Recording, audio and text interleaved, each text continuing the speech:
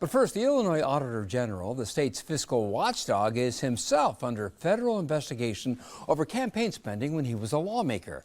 Former Democratic State Representative Frank MAUTINO became a legislator in 1991 to fill the vacancy created by the death of his father, Richard. In 2009, he became Deputy Majority Leader under Speaker Michael Madigan.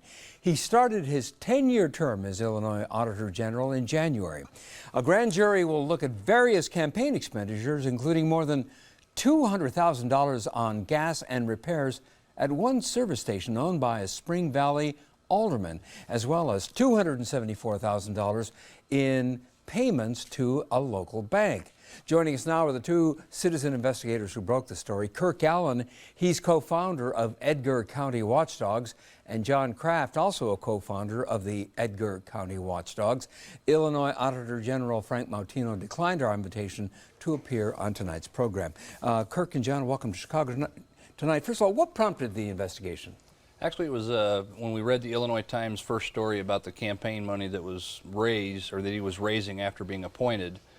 We decided to look at the D2 that was filed. We're not so worried about the money he's raising as we are the money he's spending. And for people who don't know, what is a D2? D2 is the document that they fill out with the State Board of Elections to track their expenditures on campaign funds. And based on your research, so let's look at some of the things you found on his campaign expense disclosure statements. For example, you found more than $22,000 at a pizza restaurant connected to his wife, about more than $213,000 on gas and repairs at the Happy Super gas station owned by Spring Valley Alderman Fred West, and nearly $274,000 in expenses to Spring Valley City Bank.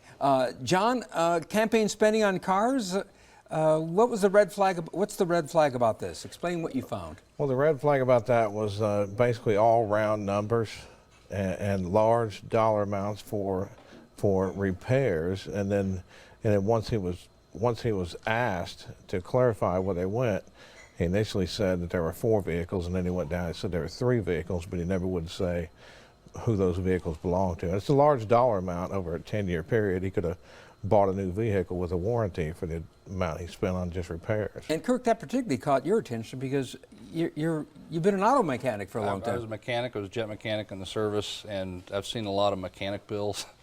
And the numbers, the numbers were just too high dollar in short period of time to be true maintenance and repair. Does the alderman who owns that gas station have any connection to MAUTINO? Do you know? Other than they know each other, we haven't found any connection. And to clarify, it's not against the law to spend money, campaign money on your car, right? So the issue, what's the issue? I think the issue became the dollar figures, the volume of money that was being spent was inconsistent, with what we see with other D2 reporting. The typical gas expenditures, you find that all the time, but the repair volume was just over the top. And he spent nearly $23,000 at a pizza place connected to his wife. John, is that an extraordinary amount? Other than there's other pizza places and he could have spent them elsewhere, he chose to spend them at his wife's restaurant. It is a large amount, but there's nothing that's really illegal about it other than where he chose to spend it. No, so it's just because it's not unusual for people to spend money at restaurants for campaign events and so forth, but it was just mainly the fact that it was connected to his wife's business. This is one really confusing part is $273 in spending or repayments to the Spring Valley City Bank. Where did that money go to?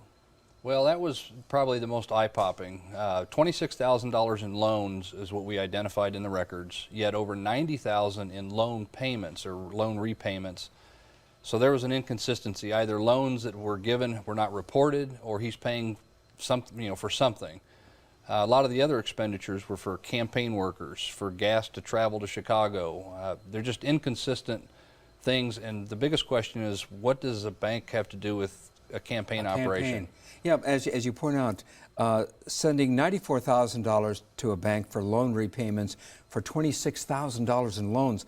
I mean, unless that bank has some really heavy penalties or late fees or something? Well, actually, the interest payments were listed separately, so we know it wasn't late fees and interest. They had those listed, and they were within the norm that you would see. The numbers don't add up. Tell us about the investigation, John, because campaign workers have been subpoenaed. What else is going on?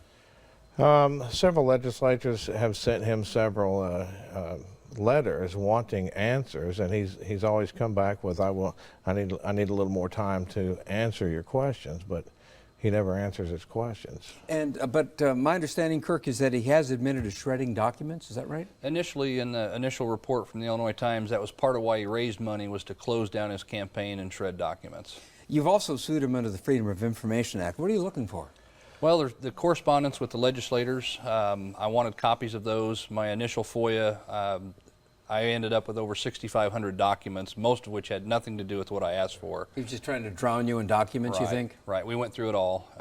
We knew specific letters and emails were there from talking with legislators. We filed another FOIA, and he didn't give them to me. We know they exist. We actually got them through another, John got them through another FOIA that he did, and we went ahead and filed Freedom of Information Act lawsuit against him, because if we can't trust our Auditor General to be, forthright with and transparency with FOIA, can he be trusted as our Auditor General? I describe you both as citizen investigators. Give me some background. Basically, who are you guys? You've got this website. You've looked into the state's Auditor General, and there's some red flags. Tell me about how you came to this point. Well, I got started when I finished my career in the Air Force. I moved back to the family farm. I'm a fire chief and local EMT. And it was a situation where we had an infant, a call for an infant not breathing. And long story short, the dispatchers didn't do their job. And when I confronted the dispatchers at the 911 meeting, and I asked, why they didn't implement infant CPR, they said they don't do that. And I asked for certifications. They had no certifications. 6 years they had not been certified. But they told me in the meeting they had, and that was my first FOIA, was for the certifications. And I had no plans of becoming a citizen watchdog. I wasn't political in any fashion. I just wanted good local accountability to my tax dollars, and I found that that wasn't the case at all in my county. So, John, the two of you have developed a reputation for being watchdogs, and my understanding is that you get tips from all over the state as to what might be going on in different communities that might not be right. Yes, we get, typically they're either through email or on our tip line off of our website, and it's people that are scared to blow the whistle. It's people that are scared to speak out. They're scared to go to a meeting and show their face. And we request public records and basically do it on their behalf. Because in some instances, I mean, you're clear outsiders, so you have no fear of Right. retribution or anything like that. Correct. So Republican lawmakers have been concerned that Mr. MAUTINO hasn't been forthright with his own expenses and auditing practices. He's serving a 10-year term. He just started. Assuming, and this is a big, say he is, something goes amiss, is there a way to remove the Auditor General from office? Well, there's the statute outlines the ways to do it, but it's for actions he does in the performance of his duty as an Auditor General. I see. And these are outside the scope of any actions as Auditor General. And again, just for clarity's sake, nothing has been proved. Correct. An investigation is going on. We wish he'd been with us tonight to be part of the discussion, but we're glad you were here. Kirk and John, thank you both very much. Thank Thank you, you. sir. Appreciate it.